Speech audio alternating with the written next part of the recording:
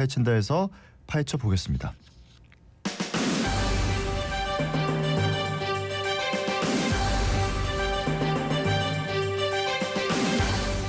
자갈치 일보. 떠오르는 이슈와 부산의 뉴스까지 짚어보는 시간입니다. 자갈치 일보 첫 번째 소식 만나볼게요. 네, 지금 부산의 가장 큰 이슈 중에 하나죠. 도심 안전이 위태롭다. 부산시 시민안전 비상대책 추진이라는 키워드를 가지고 왔습니다. 최근 부산에서 연이은 땅꺼짐 사고가 발생하면서 시민들의 불안이 높아지고 있는데요. 부산시가 시민안전 대책을 논의했습니다. 어제 오후 시청에서 박형준 시장 주재로 시민안전 비상대책 보고회를 연 건데요. 이번 회의는 지난 13일과 14일 이틀에 걸쳐서 부산 도시철도 사상 하단선 공사 현장 주변에서 땅꺼짐 사고가 계속해서 발생하면서 장마철을 앞두고 주민들의 우려가 커지자 부산시가 서둘러 마련한 자리입니다. 예, 부산의 안전 관련한 여러 가지 대책 회의를 했다고 하던데 그중에서 사상 하단선 건설 현장 인근에서 2023년부터 벌써 14차례나 땅꺼짐이 발생했다고 하더라고요. 와 자꾸 여기 이래 땅꺼짐이 발생하는 겁니까? 일단 시는 집안 침하의 주요 원인으로 상수도가 노후화 그리고 기후 변화로 인한 집중호우를 들고 있는데요. 그래서 인공지능 AI 기반 지표 투과 레이더 탐사 차량을 확충하고 또 굴착 공사 때는 자동 계측을 통해서 실시간 모니터링을 강화하는 방법들, 또 공사 관계자, 지자체, 경찰과 땅꺼짐 의심구역 조기 발견 체계를 구축할 예정이라고 전했습니다. 하지만 일각에서는 지난 2월 이미 부산시 지하사고조사위원회가 내놨던 대책과 별반 차이가 없기 때문에 이 대책들이 실효성이 있는 게 맞냐 이런 지적도 나오고 있는데요. 부산교통공사도 공사 구간 1,100곳에 물 침투를 막고 집안을 보강하는 그라우팅 공법을 실시하겠다는 등 땅꺼짐 종합 대책을 내놨지만 이번 사태를 막지는 못한 겁니다. 예, 같은 대책을 내놨는데도 이래 계속 땅꺼짐이 발생했다면 다른 방법을 찾아야 되는 거 아니겠습니까? 그러고 이 땅꺼짐 말고도 부산에 안전점검이 필요한 곳이 많을 텐데 시민들이 불안하지 않게 어째 잘 챙기고 있습니까? 네, 부산시는 이번 대책회의에서 급경사지, 산사태, 화재 취약시설, 하천 지하차도, 산업 현장, 산불, 이 9대 분야 사고 예방 대책도 강구했는데요.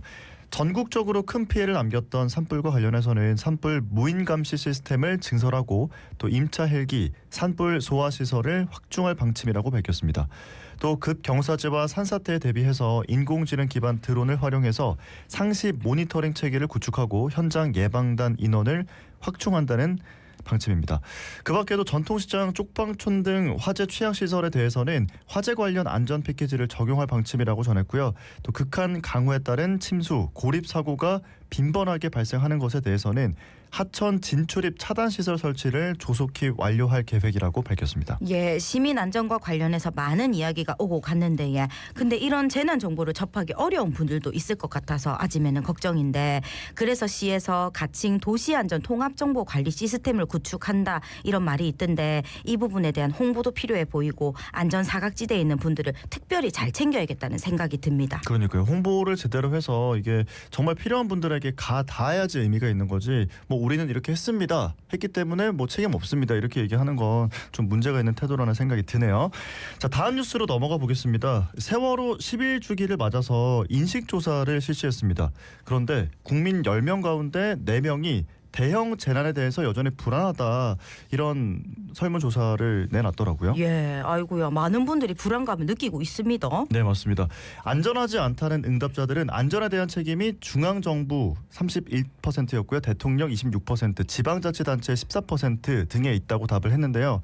지자체 책임은 2021년 조사 때가 6.9%였는데 7.3%로 조금 더 상승을 했습니다. 반면 우리나라가 대형 사회 재난으로부터 안전하다고 응답한 사람은 17.6%에 그쳤는데요. 정부가 재난 대비를 위한 인적 자원, 물적 자원을 잘 확보하고 있는지에 대해서는 26.8%, 27.6%만이 잘 확보하고 있다고 응답을 했습니다. 그리고 국가 재난관리 체계와 대규모 참사에서 재난 컨트롤 타워가 어디냐?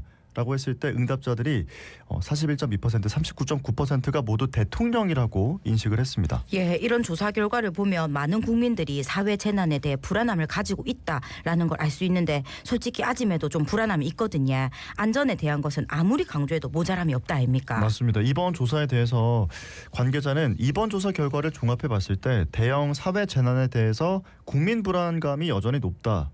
지방자치단체에 대한 책임인식이 빠르게 상승하고 있기 때문에 지방정부 중심의 분권형 대응체계 구축 또 그에 따른 역량 강화도 더욱 중요하지 않겠냐 이런 의견도 내놨습니다. 자, 자갈치 일부 함께하고 계시고요. 다음 뉴스로 넘어가 보겠습니다. 도널드 트럼프 미국 행정부가 한국 등 5개 우방국들과 무역 합의를 먼저 도출한다는 목표를 내놓으면서 이르면 내주 진행될 한미 고위급 협상이 급물살을 탈지 주목을 받고 있습니다. 미국이 최선의 제안을 가지고 오라면서 상대국에 공을 넘긴 상황인데요. 정부는 에너지 등 미국산 상품 수입 확대와 미국 측이 주장하고 있는 비관세 장벽 해소 노력을 강조해서 이 관세 최소화를 끌어내겠다는 구상입니다. 아니 그러면 미국이랑 얘기가 좀 잘 되면 이 관세 협상이 잘 될 수도 있다 이런 얘기입니까? 네, 그렇게도 해석할 수가 있는데요. 스콧 베센트 재무장관은 현재 시각 14일 한 인터뷰에서 내주 한국과의 무역 협상을 예고하면서 한국 등 상대국들이 가져오는 최선의 제안에 따라서 협상이 매우 빠르게 진행될 수도 있다고 언급을 했습니다. 트럼프 대통령으로서는 합의 도출이 상대적으로 쉬운 한국 등 동맹국과 협상의 속도를 내서 자신의 무역 정책을 정당화할 수 있는 가시적인 성과 마련이 시급해졌다라고도 볼 수가 있을 것 같은데요. 이런 배경에서 한국을 향한 미국의 합의 요구가 강해지면서 당국 접촉이 탐색전에서 벗어나서 본격적인 협상으로 전환될 수도 있다는 관측에 무게가 실리고 있습니다. 예, 그러면 이제 우리나라도 준비를 잘 해가지고 협상을 잘해야겠네. 예? 네, 안덕근 산업통상자원부 장관이 이르면 내주 방미를 해서 대미 협상에 나설 예정인데요. 정부는 무역 균형 추구와 비관세 장벽 해소 노력 등을 함께 담고 있는 패키지를 미국에 제안해서 관세 부담을 최소화하겠다는 방침을 내놨습니다. 미국이 관세 전쟁에 나선 근본 배경이 된 무역 균형과 관련해서 정부는 보다 구체적인 로드맵을 제시할 것으로 관측되는데요. 로드맵을 조금 짚어드리자면 가스, 원유, 농산물 등의 구매를 늘리는 수입 확대, 또 자동차, 반도체 등 주요 기존 수출 제품을 미국 현지 생산을 늘리는 수출 대체라는 양대 축으로 트럼프 대통령 재임기에 가시적인 무역 수지 개선 효과가 예상된다는 내용이 담길 것으로 전해졌습니다. 아울러 미국이 FTA 체결국인 한국의 상호관세 부과 명목으로 비관세 장벽 문제 해결을 위한 노력도 집중적으로 설명할 계획이라고 밝혔습니다. 예, 그리고 트럼프 대통령의 에너지 정책인 알래스카 LNG 사업에 대한 이야기도 한다고 하더라고요. 네, 맞습니다. 알래스카 LNG 사업은 트럼프 대통령이 각별한 관심을 두고 있는 사업인 만큼 한국의 참여가 충분한 협상 지렛대가 될 수도 있다는 전망인데요. 최남호 산업부 2차관은 어제 강연에서 알래스카 LNG 프로젝트가 한국의 대미관세 협상 패키지의 하나가 될 수 있다는 생각을 하고 있다고 언급했습니다. 나아가서 정부는 트럼프 대통령이 통상 이슈에 주한미군 주둔 비용 등 안보 문제까지 포함한 원스톱 쇼핑식의 협상을 선호한다는 점에서 주한미군 분담금 조정 문제까지 포함한 대비 방안을 마련 중인 것으로 전해졌습니다. 통상 당국자는 오늘 범경제부처와 안보부처 장관들이 모여서 미국에 제시할 안을 논의하는 회의를 열 것이라면서 부처별로 미국에 제시할 수 있는 안을 모두 내놓고 이를 모아서 안 장관이 내주 방미하게 될 것이라고 설명했습니다. 예, 협상 준비를 하고 있는데 미국이 관세를 이래 한다 저래 한다 하니까 참 불안한 상황입니다. 네, 맞습니다. 여전히 우리 정부 내에서는 미국이 아직 한국의 핵심 수출품인 반도체, 스마트폰 등 관세 부과 계획을 내놓지 않는 이런 상황에서 여전히 극도로 유동적이기 때문에 한국이 협상을 서둘렀다가 자칫 장기적인 국익에 손해가 클 수 있다. 그래서 일본 등 주요국과 속도를 맞춰나가는 신중한 접근이 필요할 수 있다는 분위기도 있습니다. 예, 웃자둥둥 지혜롭게 협상이 잘 됐으면 좋겠습니다. 네, 자 다음 뉴스로 넘어가 볼 텐데요. 자갈치아즘에서도 몇 번 다뤘던 이슈죠. 맞습니다. 형제복지원과 관련한 내용인데 예, 형제복지원과 이 관련한 손해배상 소송이 전국에서 이어지는 가운데 부산시의 단독 책임이 인정된 판결이 나왔다 카지야. 네, 맞습니다. 14일입니다. 지난 월요일 법조계에 따르면 부산지법 민사 11부는 최근 형제복지원 피해자 유족 강모 씨가 부산시를 상대로 제기한 손해배상 소송에서 부산시가 6,300만 원 가량을 배상하라고 판결을 했는데요. 강 씨의 아버지는 1985년 형제복지원에 끌려가서 2년간 수용이 됐습니다. 강제 노동에 동원되거나 약물을 투여당했고 퇴소 후에도 정신질환을 앓았는데요.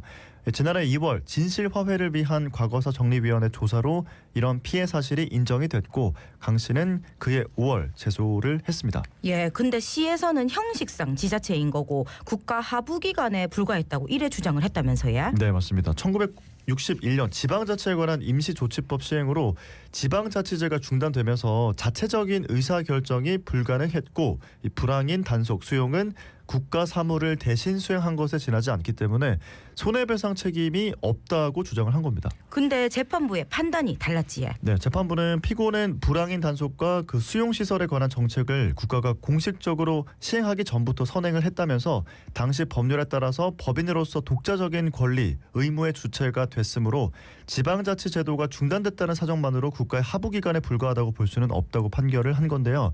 그러면서 형제복지원 단속 수용, 관리 감독 등 재반 행위 모두 피고가 했다면서 국가 배상 책임이 아니라도 소속 공무원의 불법 행위에 대해서 책임진다고 볼 수도 있다고 판시했습니다. 억울한 세월이 이 판결만으로 우째 회복이 되겠습니까? 보다 진정한 반성과 사과가 필요하지 않나 이런 생각을 해봅니다. 네, 자 마지막 뉴스를 전해드리겠습니다. 이번 주 토요일에 부산 진구 송상현 광장에서 펼쳐지는 프로젝트가 있거든요. 이 소식 전해드리겠습니다. 예, 무슨 프로젝트인데 예? 이게 부산 시민 나눔 장터에서 에코백 프로젝트를 진행한다고 하더라고요. 뭐 에코백을 나눠주는 겁니까? 에코백을 나눠주는 거라고 생각할 수 있는데 예. 그 시민들이 가정에서 갖고 있는 사용하지 않는 에코백을 가지고 와서 이제 반납을 하면 친환경 제품으로 교환을 해주는 방식으로 운영되는 프로젝트인데요. 깨끗하게 세탁이 된 에코백을 가지고 오셔야 되고 가지고 가면 친환경 휴지 또는 비누 이런 제품으로 교환을 해준다고 합니다. 엄마야 너무 좋네. 예. 에코백 여기저기서 받은 거 저도 집에 진짜 많이 있거든요. 이거 안 쓰는 거 깨끗이 해가지고 가져가면은 친환경 제품으로 돌려준다고요? 네, 맞습니다. 이번 주 토요일이고요. 일회성은 아닙니다. 10월까지 두 달에 한 번씩은 열릴 예정이라고 밝혔는데요. 부산 지속가능발전협의회가 주관을 하고 부산 녹색구매지원센터, 동신재지, 부산시가 후원하는 에코백 프로젝트는 이번 달 19일에 이어서 6월 달에는 21일, 8월 달에는 23일, 10월 달에는 18일 이렇게 송상현 광장 잔디마당에서 각각 진행이 될 예정이라고 합니다. 시민 한 사람 한 사람의 작은 실천이 모여서 자원 순환을 촉진하고 또 저탄소 사회로 나아가는데 의미 있는 변화를 만들어낼 수 있다. 또 시민들의 자발적인 참여가 일상 속의 실천 문화로 이어지면서 지속가능한 부산을 만들어가는 힘이 되기를 바란다. 이런 마음을 담고 있는 프로젝트니까요. 이번 주 토요일에 집에 있는 에코백 챙기셔가지고 한번 가보시면 어떨까 하는 생각이 드네요. 자, 4월 16일 수요일 아침 짚어드린 자갈치 일보였습니다. 요즘 살기 억수로 팍팍하지.